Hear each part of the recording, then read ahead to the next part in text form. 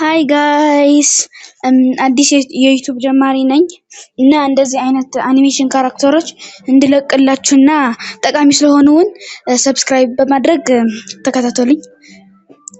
እሺ የዋናው ርዕሳችን ምንድነው የሚለው የአጠናን ዘዴ የሚለው እና ጠና ስንል የሆነ ርዕሳችን ሲይዘናል በቃ አታጥና ይህ አድርግ እንደዚህ አታድርግ የሚል ርዕስ አለ።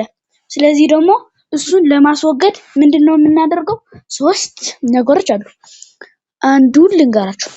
ኦኬ አንዱ ምንድነው? የሆነ ነገር ልናጠና ስንልስ አታጥና የሆነ ነገር ስለሚለን ምንድነው የምናደርገው? ቦታችን የምናጠና ቦታችን ንጹህ የተጸዳ ንጽህናውን የያዘ መሆን አለበት። ካልሆነ ግን በቃ አእምሮአችን ምን ይላል? ይሄማ ቆሻሻ የሆነ ምስቅልቅል ያለ ስለሆነ እንዴት አድርጌ ነው በዚህ የማጠና አይመቸኝም ይሄማ ብሎ ያቋርጣል። ስለዚህ ምንድነው የምናደርገው? ቦታችን ጥሩን የተጸዳን መሆን አለበት። እንደዚህ ካልሆነ ግን ማጥናት አይመጣንም በፍጹም ማለት ነው።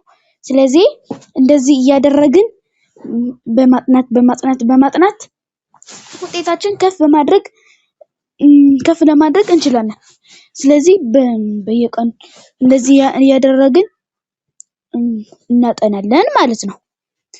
ሁለተኛውም ደግሞ አእምሮአችን ማሳመን ይባላል። አእምሮአችን ልናሳምነው ምንድነው የምናደርገው?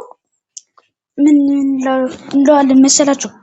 ለ5 ደቂቃ አጠናለሁ፣ ለ10 ደቂቃ ደግሞ አሳርፋለሁ። ለ5 ደቂቃ አጠናለሁ፣ ለ10 ደቂቃ ደግሞ አሳርፋለሁ ትላላችሁ። ከዛ አእምሮአችሁ ምን ብሎ ያስባል?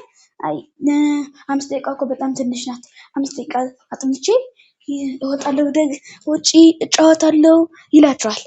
ስለዚህ አእምሮአችሁ እሺ ያላችሁ ምን ታደርጋላችሁ? ታጠናላችሁ ማለት ነው። እንድታጠኑ እያጠናችሁ ያለ ደግሞ ምን ታደርጋላችሁ? እናንተ ለአእምሮአችሁ ቅድም ምን አላችሁ? ለ5 ደቂቃ አጠናለሁ፣ ለ10 ደቂቃ አሳርፋለሁ፣ ለ5 ደቂቃ አጠናለሁ፣ ለ10 ደቂቃ አሳርፋለሁ ብላችሁ አልነበረም? አሁን ደግሞ ምን ታደርጋላችሁ?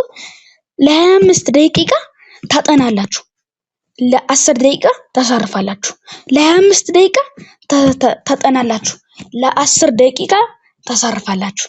እንደዚህ ያደረጋችሁ ከጠናችሁ በኋላ ብዙ ችግር የለውም። ውጭ ወጣችሁ ተጫውታችሁ ነው።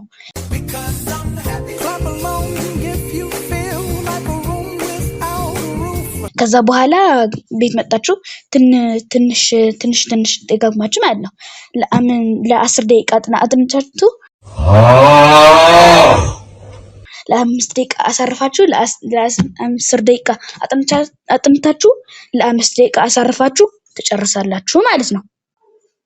እሺ ሶስተኛውም ደግሞ አእምሮአችን ማሳረፍ ይባላል።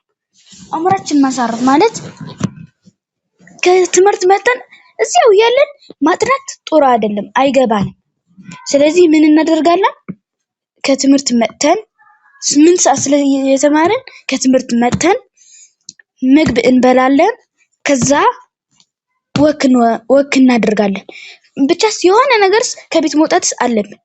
ወክ አድርገን ከተመለስን በኋላ የሆነ ሶሻል ሚዲያ ወይም የሆነ ብቻ የሚያዘናጋችን ነገር ማድረግ አለብን ወይም እንተኛለን። ከዛ ተነስተን ምን እናደርጋለን? ለማጥናት እዚያ ምቹ ይሆናል። እንደ አንደኛው ክፍል እና ሁለተኛው ክፍል ያልኩት እነሱም በዋናው ማተግበር አለባችሁ። እነሱም ካላተግበራችሁ ምንም ነገር አይረዳችሁም። ስለዚህ በዘዴ አጠናን በዚህ አጥንታችሁ ከፍ ያለ ውጤት ማግኘት ትችላላችሁ። ስለዚህ እንደዚህ ያደርጋችሁ አጥኑ እና በዘዴ አጠናን የሚል እስከዚህ ተጨርሷል። በሌላ ቪዲዮ እንገናኝ። ቻው